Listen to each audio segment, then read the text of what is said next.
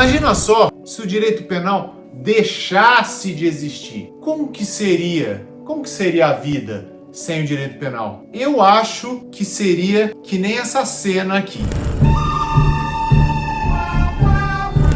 Essa cena não é muito bonita de se ver, não. Imagina se essa cena acontecesse na vida real. E olha que até pouco tempo atrás isso acontecia. E olha que tem muito lugar que isso ainda acontece. Aí eu te pergunto, para que serve o direito penal? Antes da gente responder essa pergunta, eu sou o Lucas Diniz, sou analista jurídico do Ministério Público do Estado de São Paulo há mais de 8 anos. Há mais de 8 anos trabalho com direito penal, processo penal e execução penal e gostaria de compartilhar um pouco da minha experiência e de te ajudar na sua caminhada rumo à aprovação dos concursos públicos. Travando o Direito, que por sinal é o nome desse canal, sem firulas e com casos práticos. A noção de crime sempre esteve atrelada à punição severa, porque o que eram punidos desde a antiguidade eram aquelas condutas mais graves, que envolviam violência ou que envolviam lesão ao patrimônio. Por exemplo, homicídio, roubo, furto.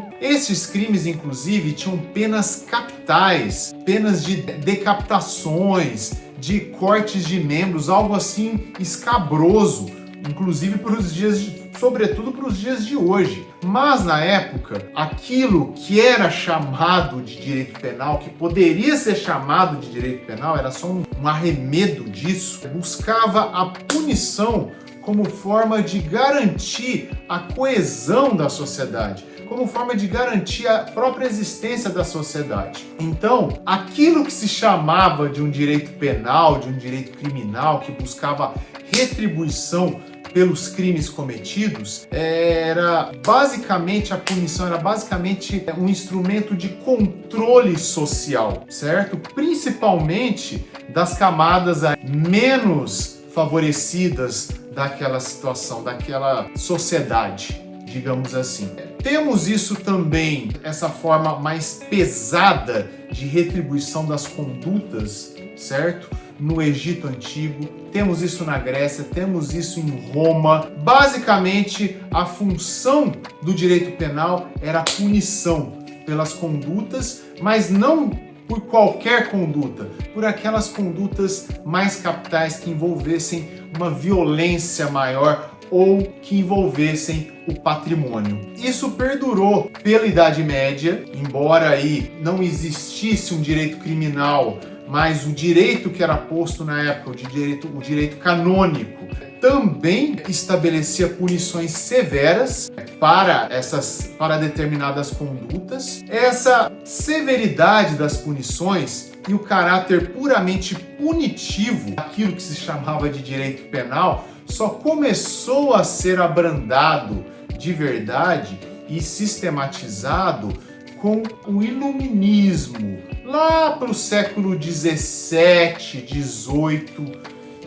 e um dos principais expoentes, principais pessoas, principais pensadores que começaram a buscar um entendimento que o direito penal não era apenas isso, foi o famoso Marquês de Beccaria, que fez a obra dos Delitos e das Penas, uma obra muito interessante, pequena, de fácil leitura.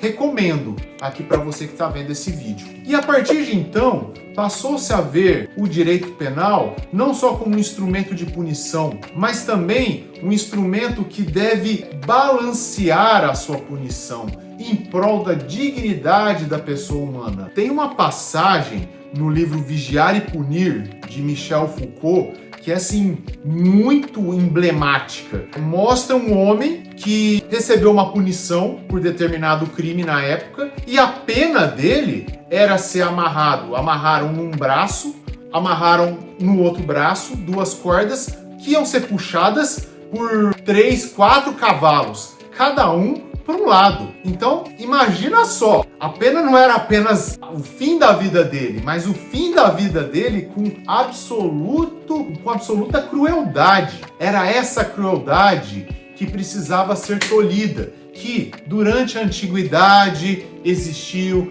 durante a Idade Média existiu e que passava a não ser mais tolerada a partir da Idade Moderna, a partir do Iluminismo, o fim da Idade Moderna ali, o começo da Idade Contemporânea com o Iluminismo, certo? E essa noção foi importante porque não apenas um instrumento de punir, mas também o direito penal passou a ser um instrumento de ressocialização também do condenado. Por quê? Se as penas começavam a ser mais brandas, não tão pesadas, outras formas deveriam ser impostas. E mais do que isso, aquele que recebesse a pena precisava ser reintegrado à sociedade. Como fazer essa reintegração? As penas, então, além do caráter punitivo, elas também passaram a ter um caráter retributivo. O direito penal precisava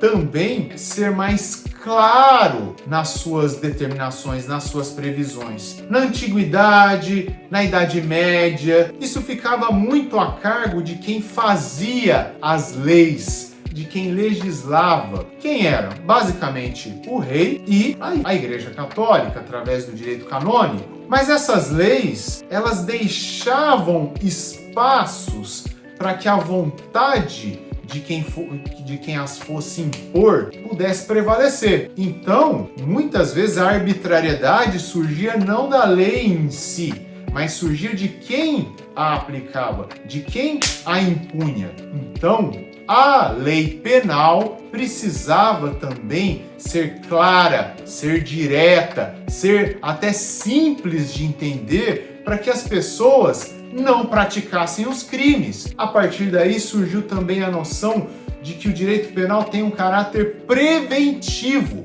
Se as leis são claras, poxa, eu não vou praticar esse crime, porque eu vou receber uma pena, uma sanção por isso. Então, 3 funções a gente já pode falar aqui do direito penal. Além daquela função punitiva, sancionatória, vindo lá da antiguidade, nós temos também uma função preventiva de evitar que crimes fossem praticados também. E uma função retributiva, no sentido de você cometer um crime, você vai receber uma pena, mas que essa pena possa te ajudar a não cometer mais crimes. Então, nós temos aqui um direito penal diferente daquele direito penal da Idade Média, daquele direito penal da Antiguidade, daquele direito penal dessa cena que você viu ali atrás, do faroeste, do bang bang, certo? E essa humanização maior do direito penal fez com que o direito penal deixasse também de ser puramente punitivo e passasse a proteger bens jurídicos. Como assim? Olha, eu tenho que usar o direito penal para proteger a vida, para proteger o patrimônio. Ok, isso já era feito, não de forma sistematizada na Antiguidade, na Idade Média, no começo da Idade Moderna, certo? Mas outros bens jurídicos também precisavam ser protegidos, né? A integridade física, com o passar do tempo, a dignidade sexual, certo? A família, a própria administração pública, porque aí, com o surgimento da noção de Estado, crimes contra o Estado também vinham sendo praticados. Então, o direito penal, ele tutela, ele protege bens jurídicos. Todo e qualquer bem jurídico, certo? Não! Somente aqueles que são essenciais para garantir a existência da sociedade. O direito penal, ele estabelece sanções que são graves, estabelece a perda temporária da liberdade pessoal, vai ficar encarcerado. Então, é muito pesado. Então, só alguns determinados bens jurídicos que não podem ser tutelados por outros ramos do direito, aí sobra para o direito penal tutelar. E não são todos os bens jurídicos, são só os mais importantes. E aqui, depois dessa explicação, podemos chegar à conclusão. Para que serve o direito penal? O direito penal garante a vida em sociedade, tutela, protege os bens jurídicos que são fundamentais para a existência em sociedade. Vida, patrimônio, administração pública, família, a fé pública, porque os documentos públicos não podem ser falsificados, a paz pública, coibindo, punindo associações criminosas e organizações criminosas, certo? E também é um instrumento que freia a atuação do Estado na imposição das penas. As penas têm que ser razoáveis, as penas têm que ser condizentes com o crime que foi praticado pelo agente. Gostou desse vídeo? Quer mais conteúdo sobre esse assunto, sobre outros assuntos do direito de forma destravada, sem firulas, com casos práticos, de forma leve? Então, assina o canal, curta esse vídeo e vamos juntos. Um grande abraço!